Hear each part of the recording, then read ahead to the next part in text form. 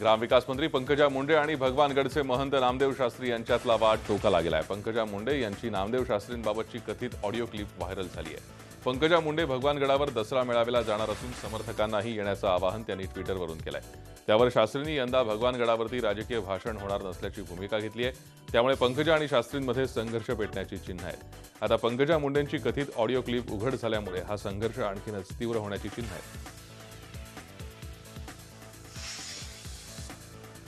भगवानगडावरच्या दसरा मेळाव्यावरून सुरू असलेल्या वादावर गडाचे महंत नामदेव शास्त्री यांनी पंकजा मुंडेंवर जोरदार टीका केली आहे। ऑडिओ क्लिपमधील मुंडेंची विधानं ऐकून आपण दुःखी झाल्याचं सांगतानाच त्यांच्या बलात्कारानं सन्मान मिळत नसतो असं शास्त्री म्हणाले। गोपीनाथ मुंडे यांच्या उंचीला खाली पंकजांची भाषा असल्याचं त्यांचं म्हणणं आहे। तसंच दसऱ्याला राजकीय भाषण होणार नाहीत या आपल्या भूमिकेवरही शास्त्री ठाम आहेत। भगवानगडाच्या वादात आता विरोधी पक्षनेते धनंजय मुंडे यांनीही उडी घेतली आहे। ग्रामविकास मंत्री पंकजा मुंडे यांची कथित वादग्रस्त ऑडिओ क्लिप व्हायरल झाल्यामुळे मुख्यमंत्र्यांनी तातडीनं पंकजा मुंडे यांचा राजीनामा घ्यावा अशी मागणी धनंजय मुंडेंनी केली आहे। गुन्हेगारीच व्यक्ती जर कायदे तोडायची भाषा करू लागले, धमकीची भाषा करू लागली, तर आता राज्याच्या प्रमुखांनीच याबाबत काय निर्णय घ्यायचा आहे ते घेतला पाहिजे। ज्यांच्या ग्रामपंचायतीत त्यांना प्रलोभन दाखवणं की आम्ही 25-15चे कामं देतो, ते कामं मिळवायला काय लागतं, आता नेमकं काय लागतं हेही मंत्र्यांनी या ठिकाणी स्पष्ट केलं पाहिजे। आणि जर मंत्री स्वतःच्या विभागाच्या आधारावर भागातल्या लोकांना विकत घ्यायची भाषा बोलू लागला तर ही एवढी गंभीर बाब आहे की यांना 1 मिनिट सुद्धा मंत्रिपदावर राहायचा अधिकार नाहीये। भगवानगडाच्या वादात आता महादेव जानकरांनी उडी घेतली आहे। दसऱ्याला पंकजांसोबत भगवानगडावरती जाणार असल्याचं पशुसंवर्धन आणि दुग्धविकास मंत्री महादेव जानकर यांनी म्हटलंय। पंकजा यांची ऑडिओ क्लिप मोडून तोडून दाखवली आहे। पंकजांच्या विरोधकांच्या पायाखालची वाळू सरकली आहे, त्यामुळेच आरोप करत असल्याचा जानकरांचा दावा आहे। भगवान बाबाबद्दल बहुजन समाजात आस्था आणि प्रेरणास्थान आहे। भगवान बाबा गेली 7-8 वर्ष मुंडे साहेबांनी माझ्यासारख्या कार्यकर्त्याला देखील त्या भगवानगडावर नेलं। मुंडे साहेबांमुळे आम्हाला तो गड माहीत झाला।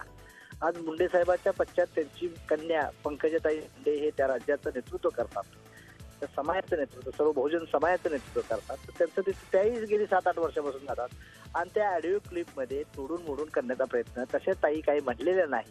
ती ऑडिओ क्लिप मी ऐकलेली आहे, स्वतः डायग्नोसिस केलेली आहे आणि उगाच आपलं एकमेकाला बोळी धरून झोपटणं योग्य नाही। आणि मी एवढंच सांगू इच्छितो की तो दसरा मेळावा आहे तो ताईच्या नेतृत्वाखाली व्हावा ही आपली बहुजन समाजाला नम्रतेची विनंती आहे। आणि स्वतः मी सुद्धा दसऱ्या मेळाव्याला जाणार आहे। अॅट्रॉसिटी कायदा हा असलाच पाहिजे असं आपलं स्पष्ट मत आहे। मात्र या कायद्याचा दुरुपयोग थांबला पाहिजे असं मत व्यक्त करत शरद पवार यांच्या सुरात सूर खासदार सुप्रिया सुळे यांनी मिसळला। अॅट्रॉसिटी कायदा कायम ठेवत या कायद्याचा गैरवापर करणाऱ्यांसाठी कायद्यात काही बदल करण्यात यावेत असंही त्या म्हणाल्या।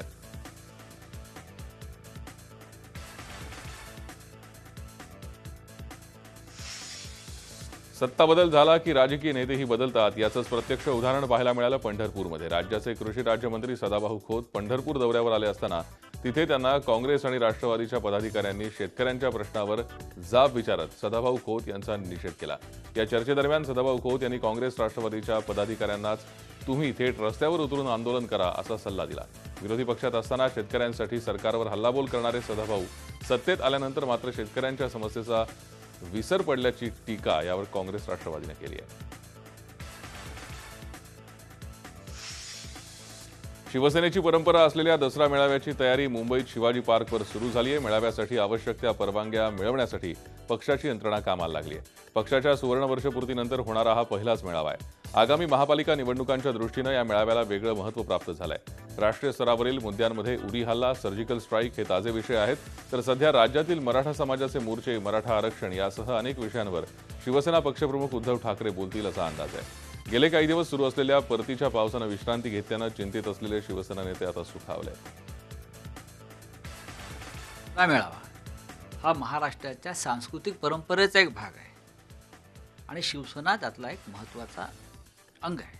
त्यामुळे ही महाराष्ट्राची राजकीय परंपरा आहे आणि तो नेहमीप्रमाणे होणार। तयारी सुरू आहे जोरात, नेहमीपेक्षा। पाऊस थांबला आहे, आम्ही प्रार्थना करतोय की पूर्ण थांबेल। पक्षाला आणि महाराष्ट्राला दिशा देण्यासाठी शिवतीर्थावरचं दसरा मेळाव्याचं व्यासपीठ हेच उपयुक्त असतं आणि म्हणून शिवसेना पक्षप्रमुख या सगळ्या विषयावरती आपली परखड भूमिका मांडते।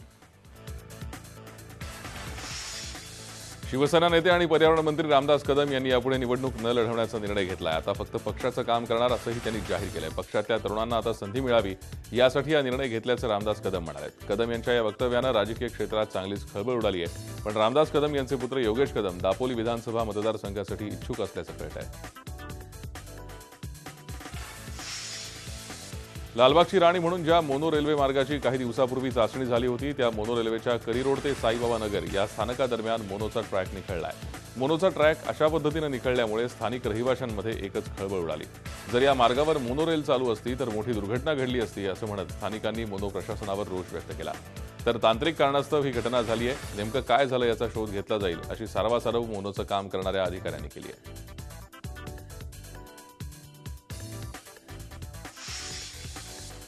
मुंबई नागपूर सुपर एक्सप्रेस हायवेला समांतर गॅस पाईपलाईन टाकली जाणार आहे. गॅस, पेट्रोल, डिझेल आणि एलपीजीची ही पाईपलाईन असेल. याद्वारे मुंबईतल्या तेल शुद्धीकरण प्रकल्पातून गॅस थेट विदर्भ आणि नागपूरपर्यंत पोहोचवला जाणार आहे. राज्य सरकार सुमारे 700 किलोमीटर लांबीचा Mumbai Nagpur super express highway बांधणार आहे. या मार्गाला समांतर गॅस पाईपलाईन टाकण्याचा प्रस्ताव मुख्यमंत्री देवेंद्र फडणवीस यांनी केंद्रीय पेट्रोलियम मंत्री धर्मेंद्र प्रधान यांना दिला होता. मुख्यमंत्र्यांचा हा प्रस्ताव मंजूर झाल्याची माहिती धर्मेंद्र प्रधान यांनी मुंबईतल्या कार्यक्रमात दिली. त्यामुळे नाशिक, औरंगाबाद, मराठवाडा आणि विदर्भात गॅस, पेट्रोल, डिझेल आणि एलपीजी स्वस्त आणि वेगानं नेणं शक्य होणार आहे.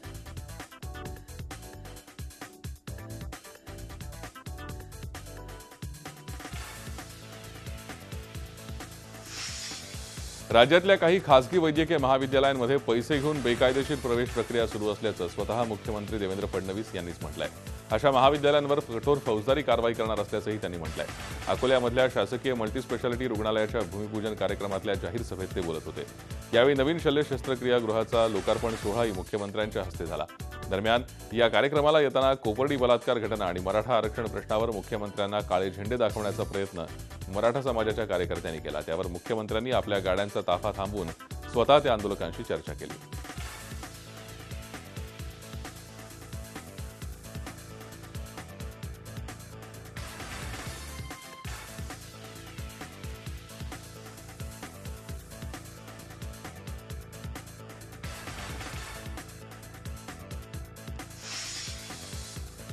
बुलढाणा जिल्ह्यातील चिखली तालुक्यातल्या कव्हळा जिल्हा परिषदेच्या शाळेत मध्यान्ह भोजनातून 42 विद्यार्थ्यांना विषबाधा झाली आहे. ही सर्व मुलं 8 ते 13 वर्ष वयोगटातली आहेत. शुक्रवारी दुपारी 2री ते 7वीच्या विद्यार्थ्यांना मध्यान्ह भोजन देण्यात आलं.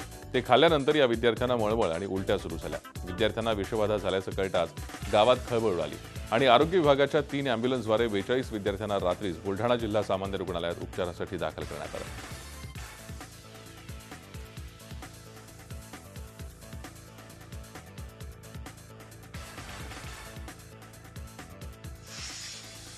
ब्रह्मकुमारी या आध्यात्मिक संस्थेतर्फे आज गिरगाव चौपाटी इथल्या भारतीय विद्या भवन सभागृहामध्ये तंबाखूचे दुष्परिणाम आणि जनजागृती या विषयावरील एक दिवसीय चर्चासत्राचं आयोजन करण्यात आलं होतं.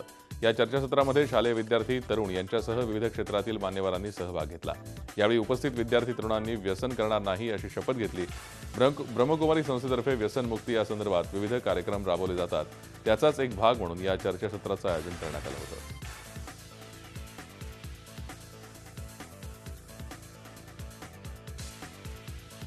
अमेरिकेत आलेल्या सागरी मॅथ्यू वादळामुळे फार मोठ्या प्रमाणात नुकसान झालंय. राष्ट्राध्यक्ष बराक ओबामा यांनी देखील या वादळाची दखल घेत सतर्कतेचा इशारा दिलाय.